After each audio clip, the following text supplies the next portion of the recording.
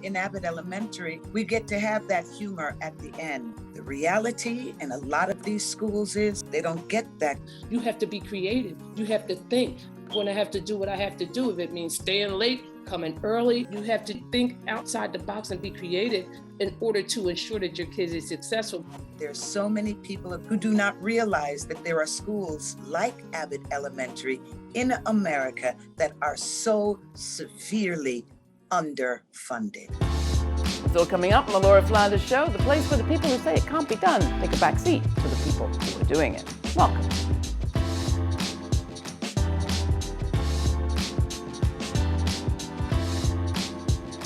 Budget cuts, racial bias, exhaustion, and kids being kids. Can you remember the last time when the challenges that inner city public school teachers face were the subject of a popular TV series? No, I can't either. But Abbott Elementary, which has just been renewed for a second season on ABC, does just that. With humor and heart and no shortage of hints about what's wrong and why, Abbott Elementary takes audiences to a West Philadelphia public school that is fictional, but very closely based on the one creator Quinta Brunson attended, and especially her experiences with Ms. Abbott, her 6th grade teacher. For this month's Meet The BIPOC Press episode, our colleagues, Mitra Kalita of Epicenter NYC and Sara Lomax-Reese of Philadelphia's own WURD, have pulled off a miracle. We have the real-life Miss Joyce Abbott and the accomplished actress and activist Sheryl Lee Ralph from the series In the House, right here. Ralph, who won a Tony nomination for her performance in the original production of Dreamgirls on Broadway, portrays Barbara Howard, a no-nonsense veteran teacher, in a sometimes testy relationship with newbie optimist Janine, played by Brunson herself. The show is a hit, and it comes at exactly a time when, in real life, precious educators like these two, especially teachers of color, are leaving the profession in droves. Can a TV show help stem the tide, shift the culture, change our nation and its spending priorities? To delve into all that and more, I am excited to pass the mic to Sara and Mitra of URL Media. Have fun, you two. This is going to be a great show. Thanks so much, Laura. It is so exciting to be here with these two amazing guests for our monthly Meet the BIPOC Press. And so to kick off our conversation, I'd love to ask a question to both of you. I mean, there is such momentum, such excitement about Abbott Elementary. It's getting Emmy nominations and the buzz on social media is so high. What do you think accounts for so much excitement and momentum for this series? And I'll start with you, Sheryl Lee Ralph. I'd really have to say it is the vision of Quinta Brunson. Our young creator has her finger on the pulse of what is going on in the culture right now. She has assembled an incredible room of writers who are bringing all of their different experiences to these scripts, and they are just telling some beautiful truths that are sometimes uncomfortable, but then they put that humor on top of it. So there have been 3 presidents since this one, okay? It's an old book. So here's where I taped in the others. I'd say the main problem in the school district is, no money. The city says there isn't any, but they're doing a multi-million-dollar renovation to the Eagle Stadium down the street from here. There's something about that chemistry, that mix, that makes people want to see this show. They watch it, they talk about it, they stream it, they tweet it. It has been the most amazing response to a piece of art that I have been a part of, that I can remember. And it has just been so beautifully overwhelming, and I love it. Can I just ask Miss Abbott a question? Like, when did you find out that Abbott Elementary was going to be named for you, and how did that feel? The creator, Quinta, she's a product of the Philadelphia public school system. The show was inspired by her mother, who she was in school with for her first 5 years of school. And she's seen, her mother, the sacrifices. And on top of that, because I have to give her mother, Norma Brunson, who's a lot of credit also. Yes. Because when she was a teacher, I had Quinta as a student. She was an excellent parent. She came to all the meetings, all the back to school nights, while still being a phenomenal teacher. And then the show was inspired by her mother and the name of the show was inspired by me. So all Philadelphia school, both of us are Philadelphia school educators, and Quinta is a product of the Philadelphia school district. Anyway, hey, did you get my email about the two of us hanging together after school, or? No, it must have gone to spam. It's so crazy how my emails do that with you and nobody else. Ah, class, turn around. Bye, Mom. I'm sorry, Miss Howard. Bye, Miss Howard. So I just want to turn to you, Sheryl Lee. You've had a career over 4 decades, and I guess I want to know what brought you to this role, right? What does it represent in such an illustrious career as you've had? When Quinta called me up and said, Miss Ralph, I have this great script. I'd love you to read it. I'd love you to meet the folks, you know, the creative team around it, because you'd be perfect for it. And she explained it to me. It was about public school teachers. My role was based upon her mother. And there was just such a genuine quality about her desire for me to be a part of this show. I read it. I loved it. It was finally a series about education where the teachers were not the butt of the joke. Hey, yo, what it do, baby boobs? What y'all think about this little film crew I brought in here? Distracting, makes our jobs harder. But exciting, we about to be on TV. Because they are covering underfunded, poorly managed public schools in America. No press is bad press, Barb. Look at Mel Gibson, still thriving. Laura introduced you as an activist, so I want to dive into that a little bit, because your character, Barbara Howard, you could say, you know, she is a little bit jaded, at least when the series begins, by the education system. And so would you describe her as an activist? Oh, absolutely. Because she's the one, if you notice in the shooting of the show, she doesn't pay too much attention to those cameras. She doesn't think they should be, she doesn't think they belong there. She believes that people should have privacy, and they are losing it. And there's a moment where she says that whole monologue of, look, we are teachers.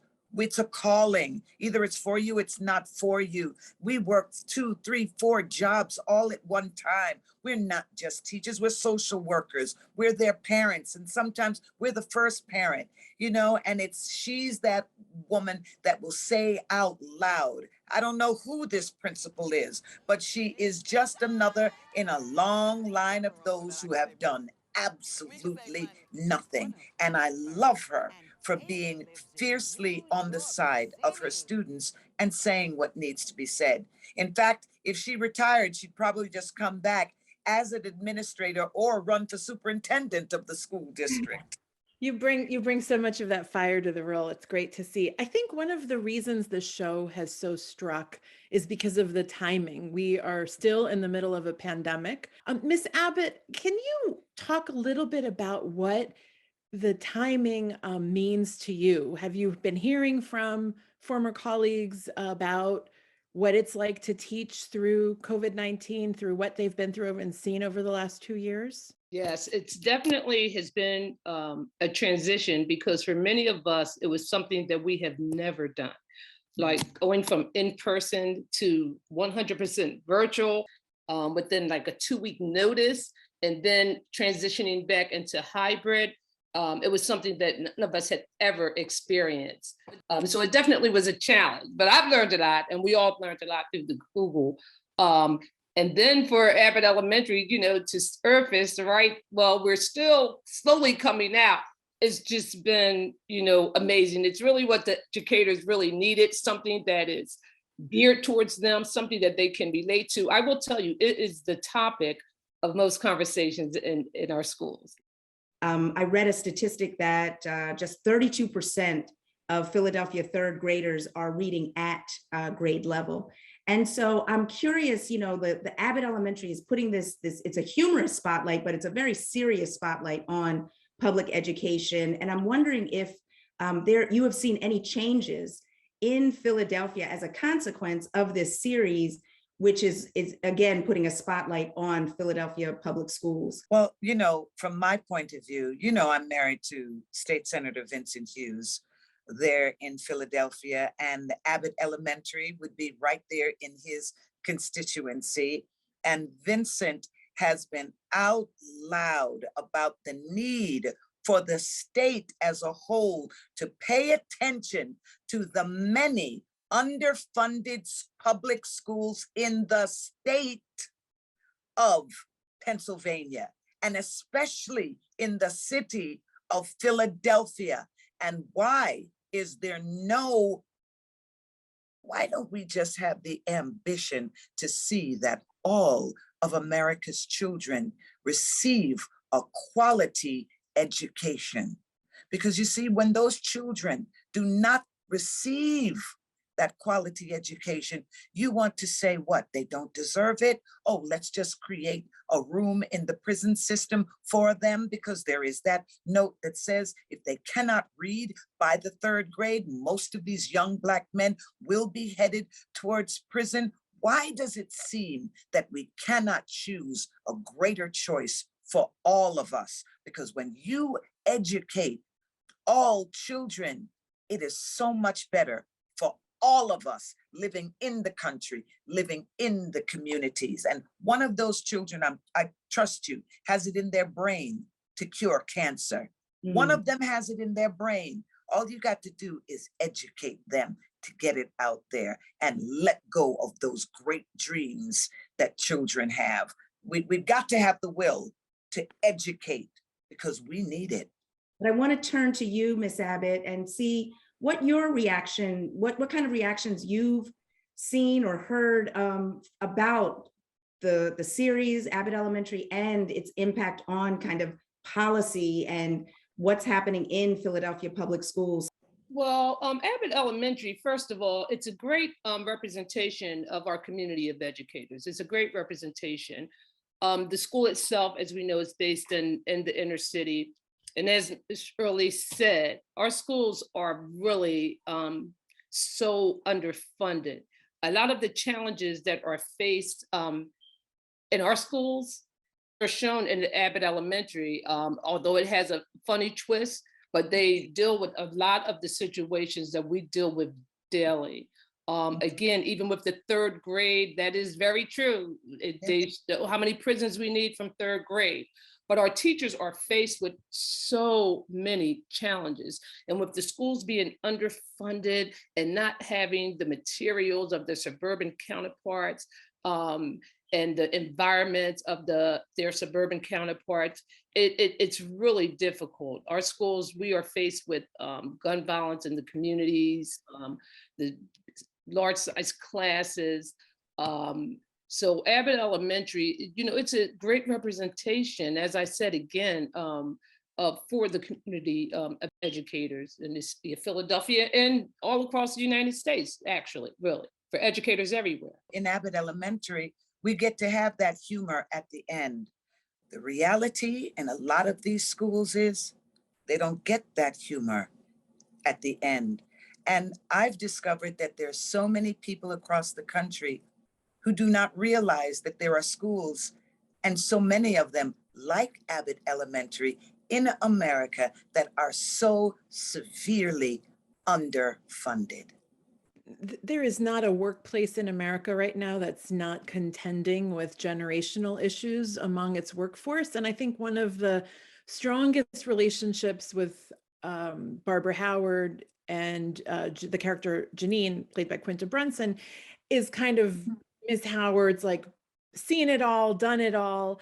And there really isn't a right or wrong in that portrayal. I have been reading up on this, and our students are going to get a huge boost from this software. I mean, our kids are going to be reading at the speed of light. Well, I, for one, prefer the tried and true methods over whatever the latest doohickey is. I mean, I have yet to see the program that can do what I do by, you know, teaching.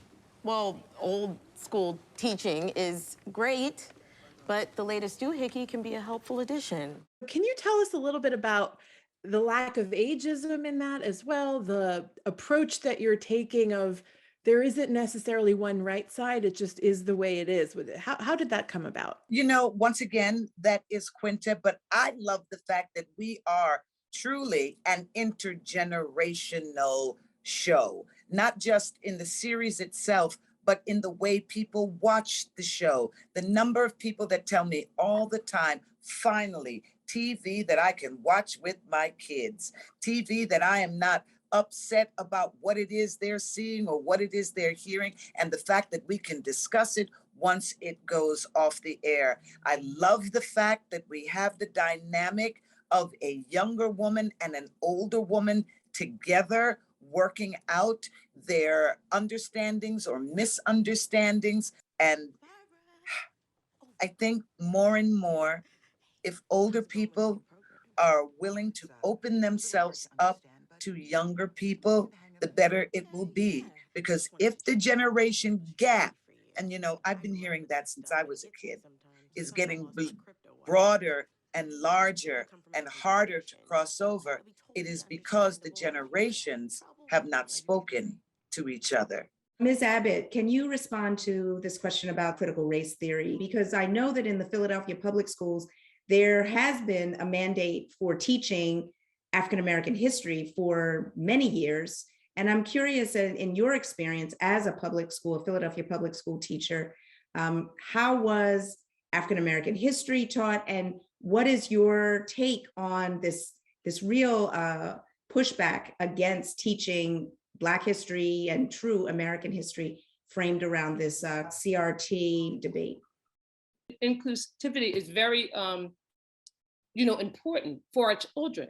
I think they do need to know their history, their background, because when I would incorporate it, so many of the students, they just really did not know a lot about their background, about their ancestors. And I just think it is extremely important because we have a rich heritage. So I did incorporate that, but it was not incorporated a lot. Again, I'm toward the end of my career. I'm retiring this year. So I do think it is being incorporated into the curriculum more. But as far as importance, I think it is extremely important. It's extremely important. But in real life, what is wrong with teaching the truth? What is wrong with teaching about what really happened in this country? Why does it seem that there is a will to teach a false narrative rather than just teaching our children the truth? What is wrong with saying gay? There are gay people in the world. What is wrong with acknowledging their presence here? What is wrong with acknowledging the good that all people of different races, cultures bring to the great dream that is the United States of America? What is wrong with that? There is something going on in the psyche of America when we would rather hold on to lies, when we would rather preach injustice, when we would rather tell our children a skewed view of the world just because we don't like the reality of what is going on. Well stated. That was awesome. Well stated. Yeah. Given the structure of public education, there's charter schools, there's Catholic schools, there are semi-private schools, there's online. Like, where do you see the future of public education going? I have a lot of colleagues and friends in the charter system, and they are experiencing just as many problems and have the same concerns as the teachers in the public school system. But I do believe that parents should not have to pay for a private education to receive a quality education.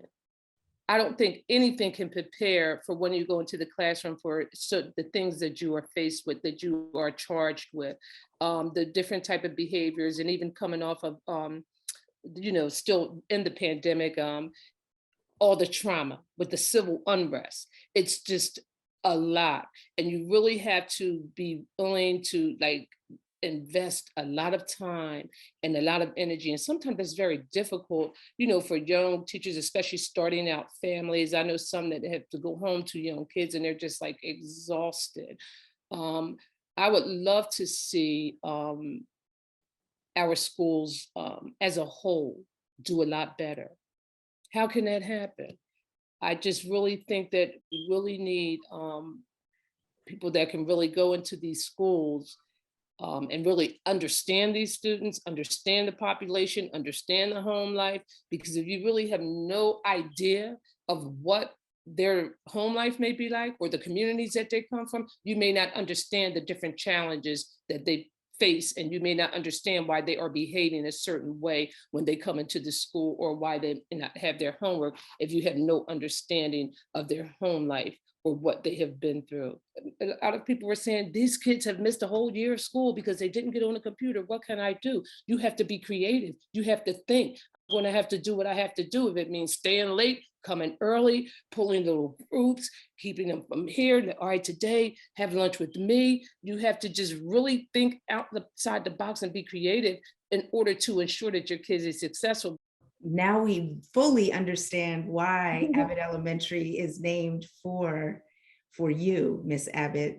Your commitment and your tenacity and all of that is so clear. And we want to really thank you and Sheryl Lee Ralph for being with us today for this edition of Meet the BIPOC Press. Thanks so much.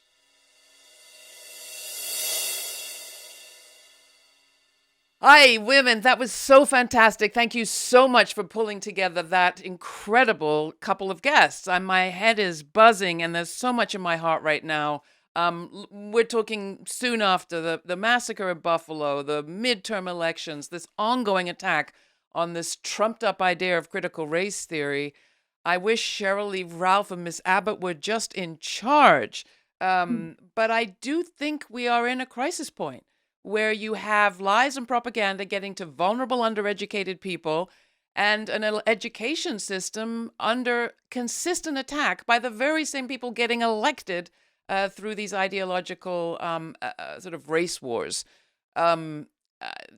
I'm wondering how you see change happening, the two of you, and what can we in the media, all of us, do to push in the more helpful direction. Sara? Yeah, I think that what came up for me during this interview is how interconnected all of these things are. Public education, critical race theory, voting, all of these things are interconnected. And if we don't have critical thinking taught in public education, you get kind of a numbing effect in terms of whether or not voting even matters, and who is in charge doesn't even have any consequences to my life on the ground in a distressed community where there is gun violence, there is systemic poverty and all of those things. And so I think that what we as the media need to do is to energize and to educate and empower our communities, particularly BIPOC media and independent Black and Brown owned media. We have a unique relationship with our communities where we have an opportunity to really make those linkages around what is happening out in the world and what we as individuals can do to actually affect change. And that's what I think we need to do. I think the piece of Abbott Elementary that's so powerful is the diversity that it shows, but also redeems in its students. And so we are a country where the majority of public school children are Black and Brown. And so when we talk about reflecting their realities, it's reflecting our reality as a country. And I also think that it's precisely those demographics that are what Republicans are so fearful of. And I love that the show celebrates, but is also very nuanced on what these families and communities are up against. I wish that our political rhetoric could be that nuanced. And that's, that's what I take away from the show. I love it, but you're absolutely right on its timing and what I'm feeling right now. And the last thing I would just say is, we often hear about sort of the free market of ideas, and we know it isn't free. We know that there are limited options that we, the public, have when it comes to consuming media. So when we see the audience that there is for a show like this, it gives me tremendous hope, and I watch and I pay attention. Are the corporations that underwrite this sort of programming going to see the audience that's there? And are they going to give us more programming like this? Or are we going to continue to actually have a very controlled market of ideas? I know that, you and everybody at URL Media and we over here in independent media land are pulling as hard as we can in a direction of the future, a positive future. But I'm looking at ABC and Disney. So far, so good. But let's see more. Absolutely. Thank you all. Thank you once again for a fantastic Meet the BIPOC Press episode. And I look forward to seeing you again in a month.